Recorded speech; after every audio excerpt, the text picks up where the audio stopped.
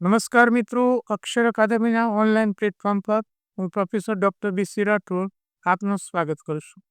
મિત્રો, ટૂંક સમયમાં જ પોલીસ કોન્સ્ટેબલ અને પીએસઆઈની જે પરીક્ષાઓ લેવાની છે તે સંદર્ભમાં વિદ્યાર્થીઓને ઉપયોગી થાય તેવું કરંટ અફેર્સ અવારનવાર અમે અમારી યુટ્યુબ ચેનલમાં મૂકીએ છીએ.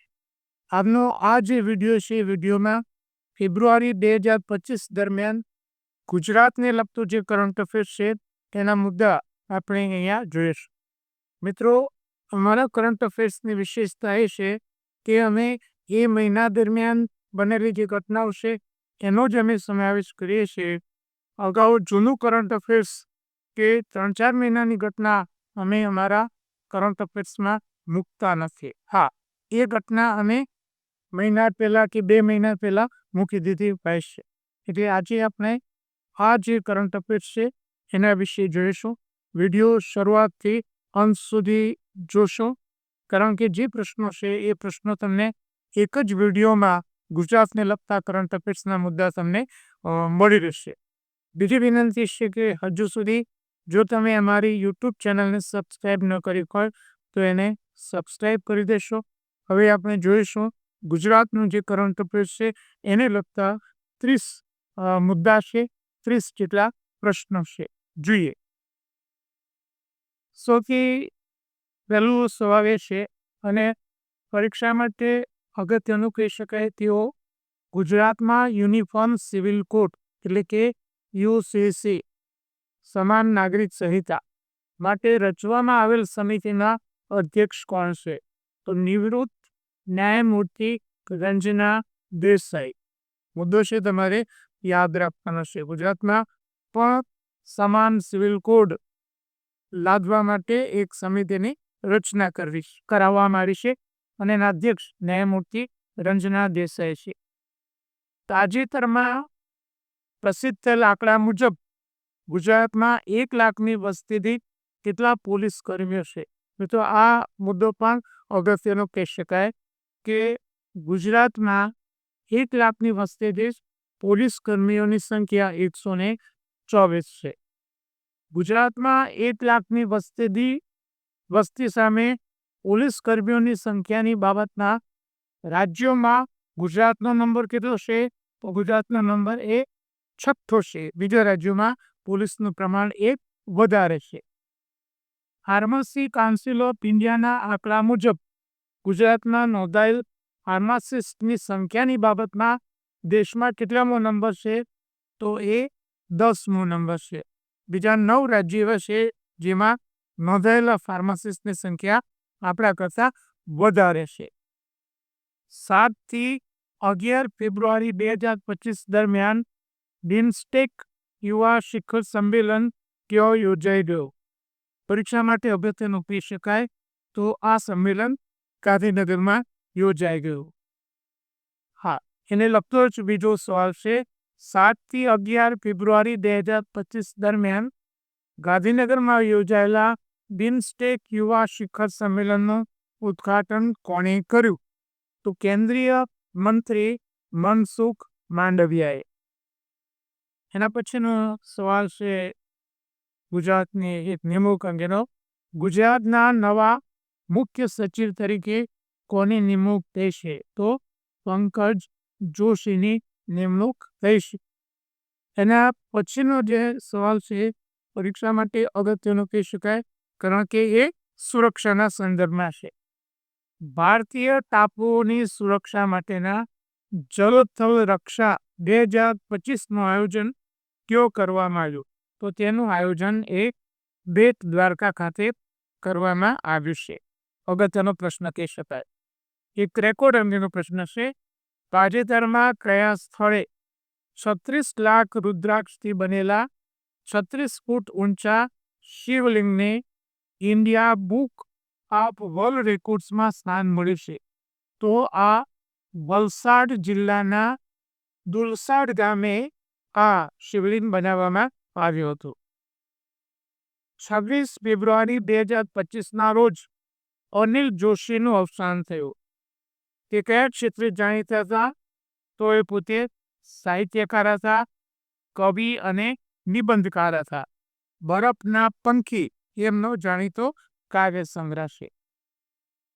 કેટલા વર્ષો બાદ અમદાવાદમાં પ્રથમ વખત ભદ્રકાળી માતાની નગરચર્યા નીકળી? તો 614 વર્ષ બાદ એ પહેલવેલા ભદ્રકાળી માતાની નગરચર્યા નીકળી. હા, ફેબ્રુઆરી 2025 અમદાવાદનો કેટલામો સ્થાપના દિવસ ઉજવાયો? તો એ પણ 614મો સ્થાપના દિવસ ઉજવાયો. સ્વચ્છતા સર્વેક્ષણ 2024 સુપર સ્વચ્છ લીગ 2024 12 શહેરોમાં ગુજરાતના કયા શહેરોનો સમાવેશ થાય છે? તો મોટા શહેરોમાં સુરત અને નાના શહેરોમાં પાટણનો સમાવેશ થાય છે. હવે બજેટને લગતા પ્રશ્નો છે જે પરીક્ષા માટે અગત્યના કહી શકાય. ગુજરાતના બજેટ 2025-26 કયા સ્થળે નવું ગ્રીનફિલ્ડ એરપોર્ટ વિકસાવવાનો પ્રસ્તાવ છે? તો જવાબ છે દાહોદ. પરીક્ષા માટે અગત્યનું કહી શકાય. ગુજરાતના બજેટ 2025-26 કેટલા નવા એક્સપ્રેસ વેનો પ્રસ્તાવ છે? તો 2 એક્સપ્રેસ વે બનાવવાનો પ્રસ્તાવ છે. એક ડીસાથી પીપાવા, એને નામ આપ્યું છે નમો શક્તિ એક્સપ્રેસ. મિત્રો યાદ રાખો, પરીક્ષામાં પૂછી શકાય તેવા મુદ્દા છે. અને બીજો છે સોમનાથ દ્વારકા એક્સપ્રેસ વે. ગુજરાતના બજેટ 2025-26 વર્કિંગ વુમન માટે કેટલી હોસ્ટેલ સ્થાપવાનો પ્રસ્તાવ છે? તો 5 શહેરોમાં આવી વર્કિંગ વુમેન હોસ્ટેલ સ્થાપવાનો પ્રસ્તાવ છે. એના પછી પણ બજેટને લગતા પ્રશ્નો છે. ગુજરાતના બજેટ 2025-26 મહિલા સશક્તિકરણ માટે કઈ નવી યોજનાની જાહેરાત કરવામાં આવી છે? તો યોજના છે સખી સહાય યોજના. પરીક્ષા માટે અગત્યનો મુદ્દો કહી શકાય. યોજનાને લગતા સવાલો પૂછાય છે. ગુજરાતના બજેટ 2025-26 વર્ષ 2025ને કયા વર્ષ તરીકે ઉજવવાની જાહેરાત કરવામાં આવી છે?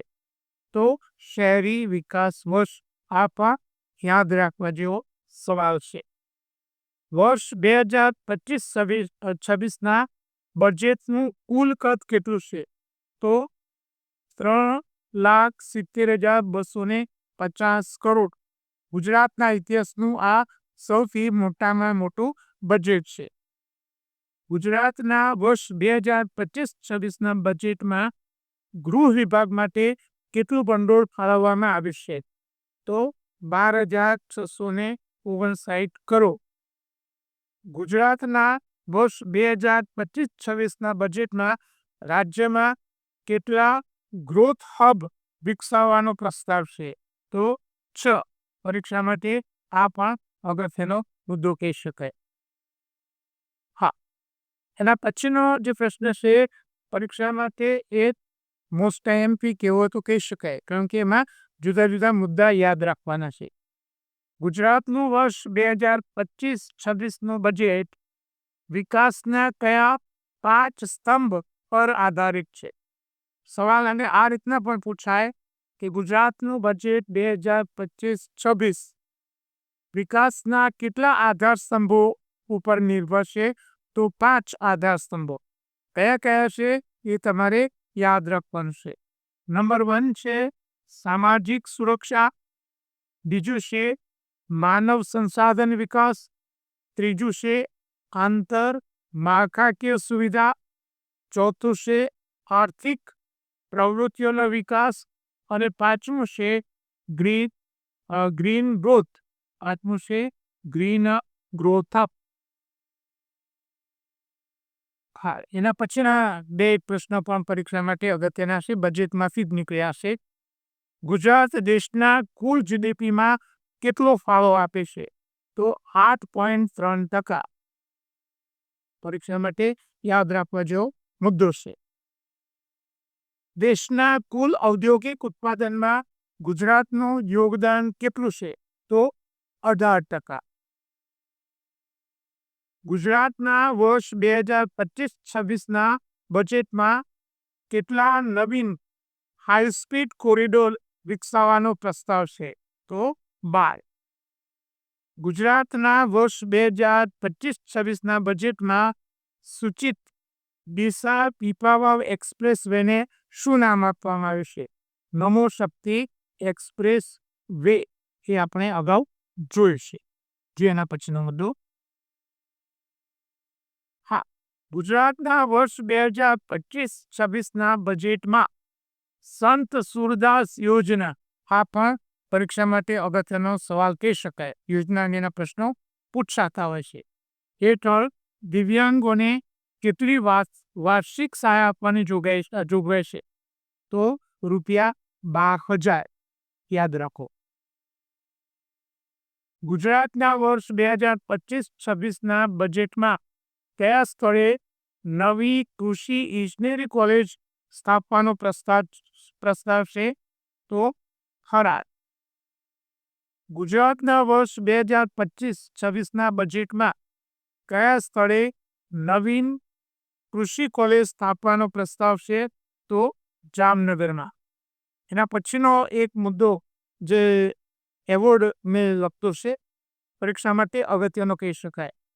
તાજેતરમાં ગુજરાતની કઈ સંસ્થાની રાષ્ટ્રીય પુરસ્કાર પ્રાણી મિત્ર એવોર્ડ માટે પસંદગી થશે?